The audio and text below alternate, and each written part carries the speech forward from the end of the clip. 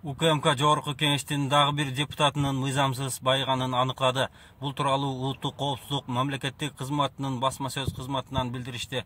Маалым болгондой, депутат МА аттуу саясий ишмердүүлүгүнүн жүрүшүндө ал кымбат баалуу кыймылдуу жана кыймылсыз мүлккө ээ болгон. Анын жалпы наркы расмий кирешесинен бир нече эсе жогору. Ошол эле учурда ал өзүнүн көмүскө мүлкүн жашыруу үчүн анын жакын туугандарына жана кирешеси расмий тастыкталбаган адамдарга каттаткан. Тактап айтканда, соода жана көңүл ачуу комплекси Бишкек шаарынын жана Ысык көл облусунун аймагында жайгашкан 14 жер тилкеси, 3 кеңсе жана 4 турак эмес жай, 5 батир, каприз борборундагы коттедж, 3 жеке турак жай жана 5 унаа. Бул активдердин жалпы орточо базар наркы 1,5 миллиард сомдон ашкан.